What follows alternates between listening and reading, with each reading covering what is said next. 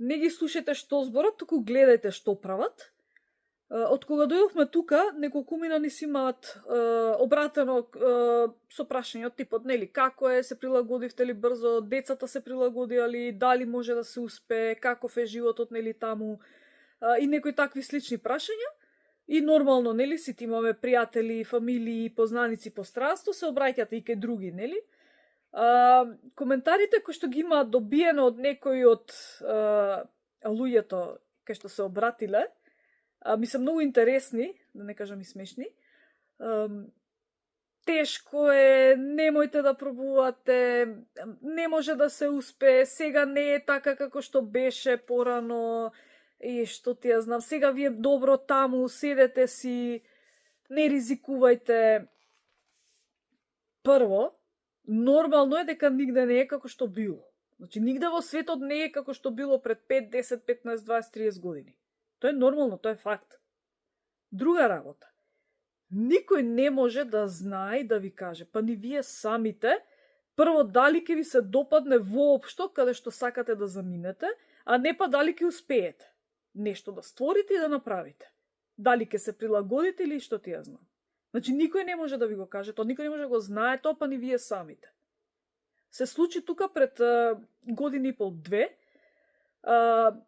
конечно тип исто што бркаше со нас, нели, долги години од европска земја, особа, конечно успева и доаѓа во Канада, почнува да вози, почнува да функционира и после неколку месеци едноставно он кажа, мене тука воопшто не ми се допаѓа.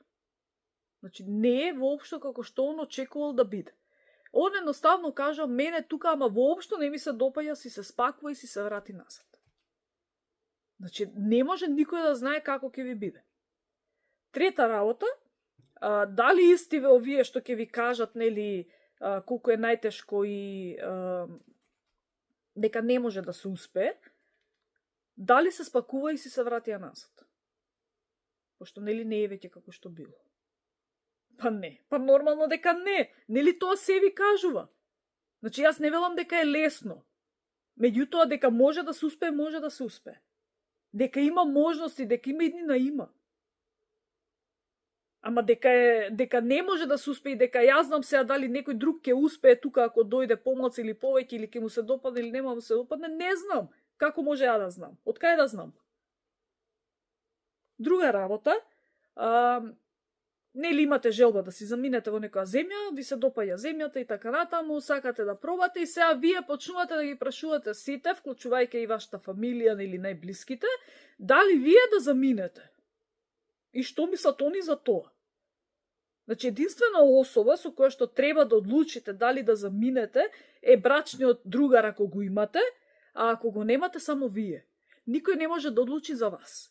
Зошто? Затоа што, прво, имате особи кои што се буквално обезбедени со се и они не сакаат да изгубат таа комоција што имаат таму и они не сакаат да си заминат. Тоа е, они си имаат убав живот и тоа е се окей.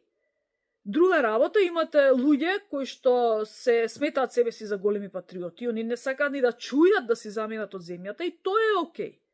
Трета работа, имате луѓе на кои што животот им е исполнет, секојдневието им е исполнето со пријатели, со фамилија, кафичи, кафани, шетања.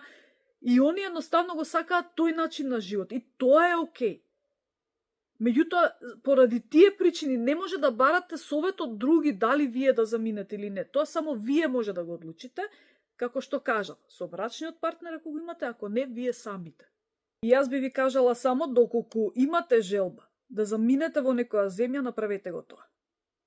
Ако ништо друго, барем да не ви биде криво во животот дека не сте отишли и дека не сте пробале и да видите како ќе ви биде. Направете го тоа и воопшто да не жалите. Макар и да не ви се допадне и да не успеете и да треба да се вратите, да не жалите, направете го тоа, заминете и пробајте.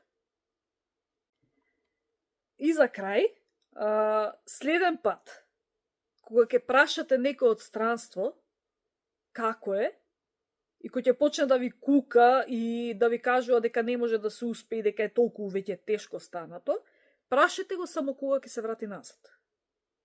Значи, само прашете го тоа, кога ќе се вратиш назад. И се да ви биде јасно од одговорот што ќе го добиете.